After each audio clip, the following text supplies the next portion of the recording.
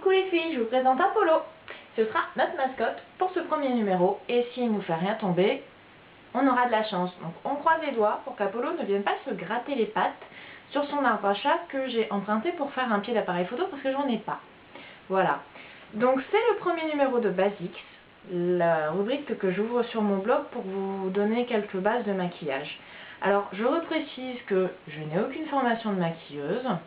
Mais je pense que je m'en sors pas trop mal, ça arrive à des gens de me demander des conseils, donc je pensais que ça pouvait être une bonne chose de faire quelques petites vidéos pour donner des petites bases aux novices. Donc on va commencer par le teint. Moi j'utilise des fonds de teint fluides parce que je suis pas du tout à l'aise avec les fonds de teint poudre. Donc j'ai j'ai quatre fonds de teint ici, deux que j'utilise plutôt l'hiver car ils sont plus clairs et deux que j'utilise plutôt l'été qui sont un peu plus foncés. Alors mon produit phare de l'hiver c'est le L'Oréal Accord Parfait que j'aime bien pour son application facile, il se fond bien au teint, il pénètre bien à la peau et il couvre plutôt pas mal les imperfections. J'ai aussi le Mati Teint Pur que j'utilise de temps à autre, mais je le trouve un peu moins couvrant, donc c'est vraiment quand on n'a pas de soucis de peau, pas d'imperfection, et je trouve que moi j'ai plein de petites taches de varicelle que j'ai eues quand j'étais petite et que j'ai gratté. Pour l'été, j'ai un fluide solaire Sephora qui est pas mal, qui est pas du tout couvrant, qui donne juste un bel effet bonne mine quand on a la peau dorée. Et le voile de teint Luminel qui est pas non plus trop couvrant, pas trop étouffant pour l'été.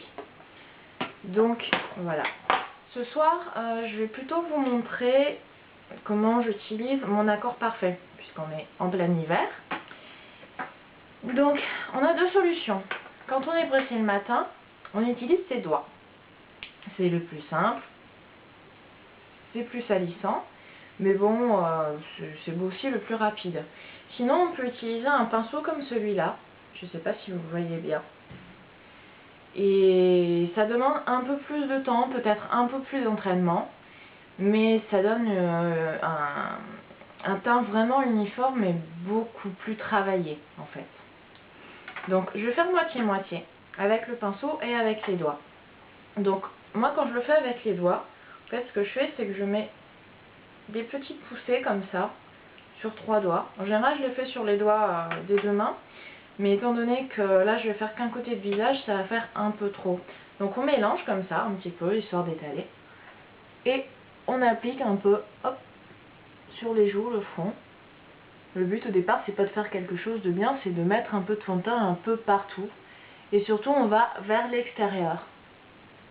Et on étale de façon uniforme. Alors il y a ceux qui vous diront de ne pas en mettre sur l'œil et qui vont mettre un anti-cerne après. Moi personnellement j'ai pas d'anti-cerne, il faut que je m'en procure un mais pour l'instant c'est pas le cas. Alors j'utilise mon fond de teint comme je peux. Donc parfois bien insister sur les ailes du nez ici, à ce niveau là. Moi perso j'ai toujours une petite rougeur ici. Et du coup elle est quand même bien couverte par le fond de teint. Idem de ce côté là, sur le coin de l'œil, je sais pas si vous remarquez là, j'ai une toute petite rougeur. Voilà.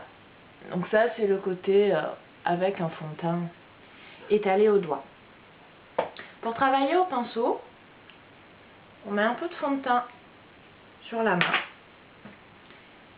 et on va venir prendre la matière avec le pinceau comme ça. Et alors pareil, on commence par le nez, on étale un petit peu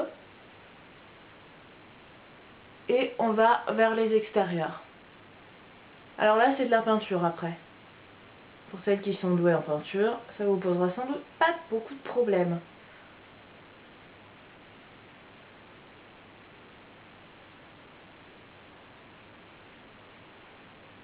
Et on récupère la matière toujours sur la main. Comme ça on en ajoute au fur et à mesure et on n'utilise que ce dont on a besoin.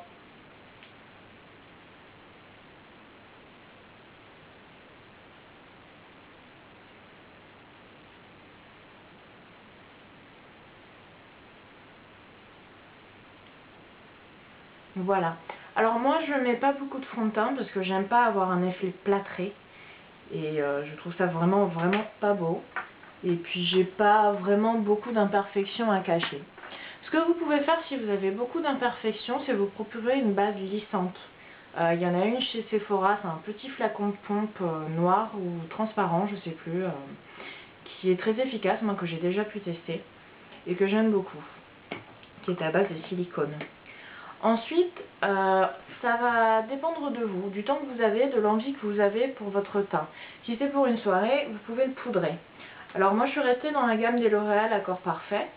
Ici c'est une poudre minérale à couvrance fond de teint. Donc je l'avais assortie à la couleur de mon fond de teint. Et donc ici il est fourni avec un petit pinceau.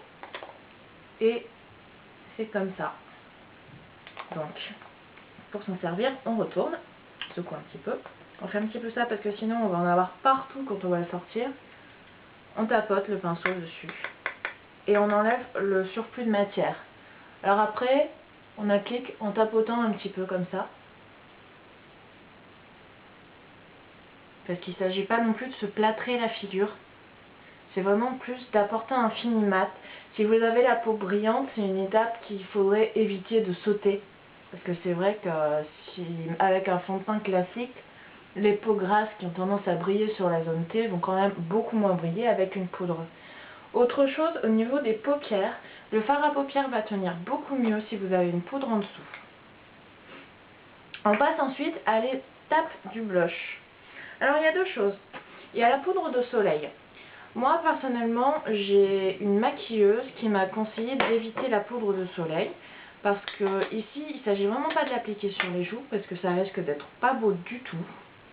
Ça fait un effet, comment vous dire, un effet petite poupée russe. Vous savez, quand on met les ronds de blush sur les joues des poupées russes, avec la poudre de soleil, ça fait cet effet-là. Très souvent, on ne peut pas vraiment l'étaler, c'est pas très pratique. La poudre de soleil, finalement, va plutôt servir à sculpter au niveau du creux de la joue. Alors, j'utilise mon pinceau à poudre parce que, comme une maligne, j'ai oublié mon pinceau à blush dans la salle de bain. Et je vais éviter de vous couper la vidéo en plein milieu juste pour aller chercher un pinceau. Donc, la terre de soleil, on va l'appliquer plutôt à ce niveau-là. Vous voyez, ça marque tout de suite énormément, donc il faut y aller très légèrement avec la matière. Apollo, ça suffit. Non, non, non, descends. Descends tout de suite. Descends. Apollo, je suis désolée. J'ai un petit chat farceur. Donc ça, c'est si vous voulez vraiment utiliser de la poudre de soleil pour sculpter un peu, si vous trouvez que vous avez le visage un petit peu rond. Pourquoi pas. Mais alors, on va éviter de trop sculpter parce que bon, les années 60, c'est fini. Hein. C'est plus très à la mode.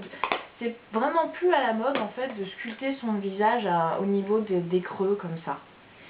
Ce qui va plus, qui est plus d'actualité, finalement, c'est la touche de blush appliquée au niveau des joues. Donc ici, moi je commence à ce niveau-là et je remonte. Donc ce que vous pouvez faire, c'est sourire, comme une idiote, comme ça, voilà, histoire de bien relever les joues, pour pouvoir poser votre blush là où la joue est le plus bombée. Et alors vous voyez, là déjà, on a un teint qui est unifié et qui est rafraîchi par le blush. Voilà, je pense que c'est à peu près tout ce que j'avais à vous dire au niveau du teint. Il y a aussi ce type de poudre illuminatrice qu'on trouve chez Sephora. Mais à la limite, celle-là, on peut les mettre de côté plutôt pour les fêtes, histoire de briller un petit peu en société. Mais c'est pas l'idéal pour le maquillage de tous les jours. Voilà, j'espère que je vous aurai aidé un petit peu. Bonne soirée!